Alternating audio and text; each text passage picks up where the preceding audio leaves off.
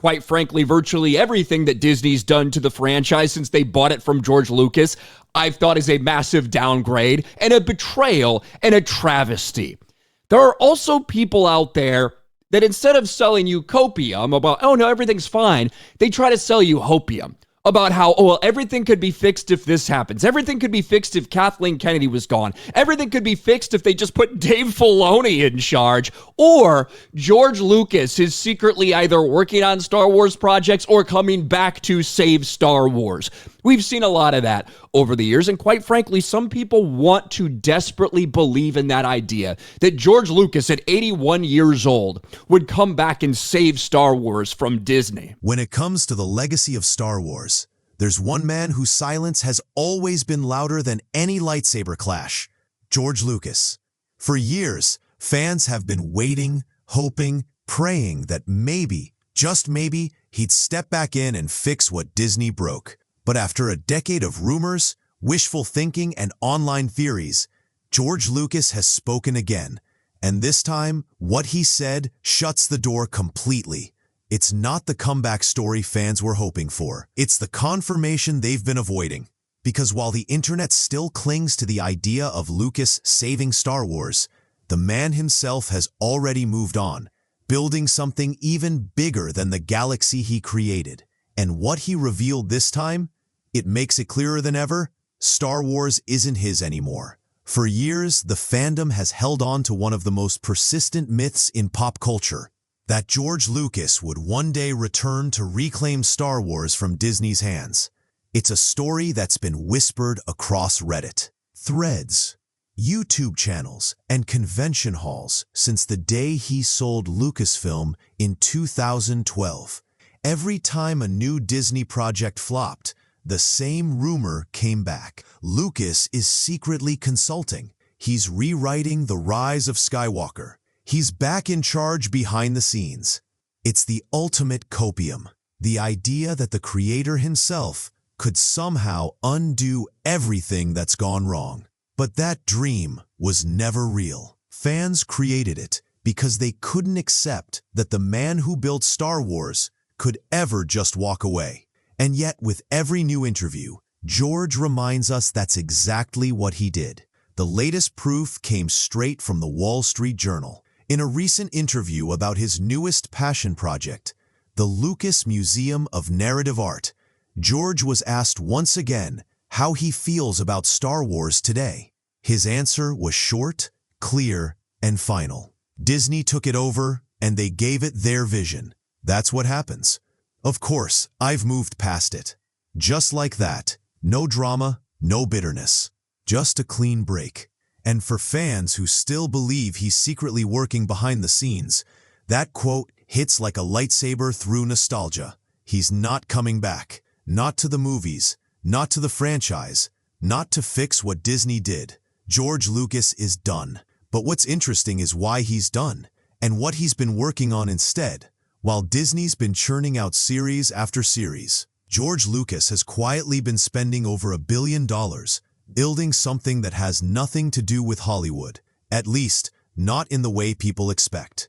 The Lucas Museum of Narrative Art, set to open in Los Angeles, isn't a Star Wars museum. It's a tribute to storytelling itself.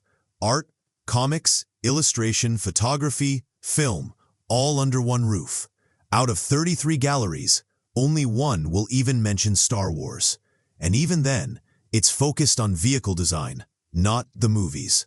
Lucas has said he didn't want people coming just to see lightsabers and stormtroopers. He wants them to understand how stories shape us. It's ironic, isn't it? The man who created the most influential sci-fi saga ever now wants to build something that transcends it. And maybe that's the real story here. While fans hold on to the past, George has already built the future. So the question everyone keeps asking is simple. Why did George Lucas really let go of Star Wars? On paper, it sounds like a dream deal. $4 billion, creative freedom, and the knowledge that his universe would live on for generations. But to Lucas, that sale wasn't a happy ending. It was a breaking point. When Lucas sold Star Wars to Disney in 2012, He didn't just hand over a company, he handed over his life's work. Every starship design, every Jedi teaching, every line about the Force came from him. This wasn't a brand to him, it was his mythology. He genuinely believed that passing it on to Disney would preserve what he built. But when the studio decided to throw out his original sequel trilogy ideas, that's when the fracture began. Before the sale, Lucas had written detailed outlines for episodes 7, 8, and 9. His version would have explored the deeper mysteries of the Force, the balance between life and death, the microscopic world of the Wills, and how generations after Luke would understand what it truly meant to be a Jedi. It wasn't flashy, it wasn't built for merchandise, but it was his story. He even said at the time that Disney initially agreed to use his outlines until they didn't. Once the ink was dry, they tossed them aside and started fresh. That decision broke his trust. He later admitted that it hurt deeply because he thought he was passing the torch, not losing the fire. He watched The Force Awakens from the sidelines and described it as retro, implying that it lacked innovation and risk. That was Lucas's biggest creative value, pushing forward, not repeating the past.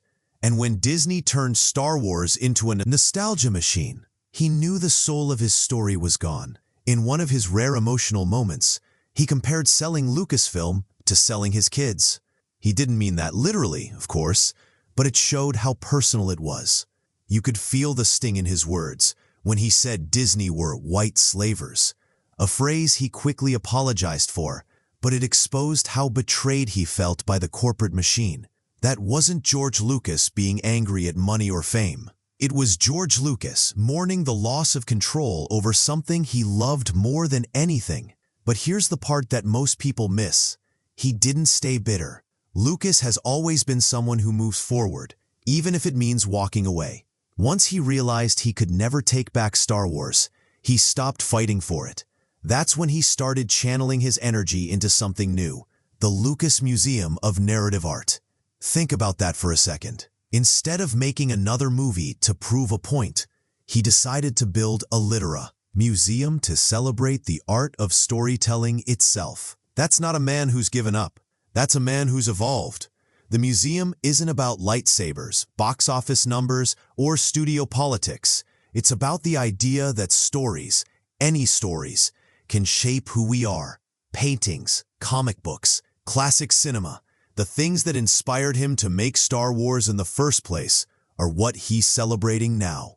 Lucas once said that filmmaking had become too corporate, too focused on pleasing shareholders instead of inspiring audiences.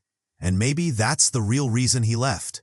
He didn't sell Star Wars because he stopped caring. He sold it because Hollywood stopped listening. And when you look at it that way, letting go wasn't an act of defeat.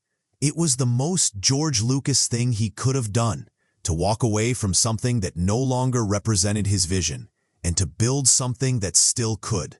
So yes, he got billions of dollars, but what he gained in peace might be worth even more. Because now, George Lucas gets to tell stories again, not through movies, but through the art of storytelling itself. And maybe, just maybe, that's how he's finally getting back to the Force that started it all. And that's the part fans struggle with the most. Because while Lucas has moved on, they haven't. For many people, Star Wars isn't just a movie. It's childhood, identity, and a connection to something bigger. They can't accept that its creator doesn't share that same fire anymore. Every time Lucas says, "I've moved past it," it's like hearing a parent say they've outgrown the thing you love most. But that's exactly what's happened. George isn't obsessed with his galaxy anymore. He's focused on his family, his art, and his legacy. The irony? The fans who fight hardest for the real Star Wars are the reason those comeback rumors never die. They can't let go, even when the creator himself already has. Meanwhile, Disney's version of Star Wars keeps dividing audiences. Every new show or film sparks the same debate. Is it getting better, or just digging deeper into mediocrity? From The Force Awakens to The Rise of Skywalker, even the most loyal fans admit the magic just isn't there anymore. And that disappointment fuels the endless speculation, the hope that maybe Lucas will ride in to fix it all. But deep down, everyone knows that's not happening. The truth is, Disney's Star Wars feels like a massive corporate echo of something that once felt deeply personal. And for George, that's exactly why he left. Because once something that intimate becomes a brand, the story changes forever. At 81 years old, George Lucas isn't thinking about directing another trilogy. He's thinking about legacy, about art, storytelling, and imagination beyond one galaxy. His museum represents what Star Wars always stood for, not the franchise, but the idea behind it. The belief that stories can inspire generations. Fans might feel abandoned, but maybe Lucas is showing them what real creation looks like. The courage to move on and build something new. Because in the end, Star Wars was never just about lightsabers and space battles.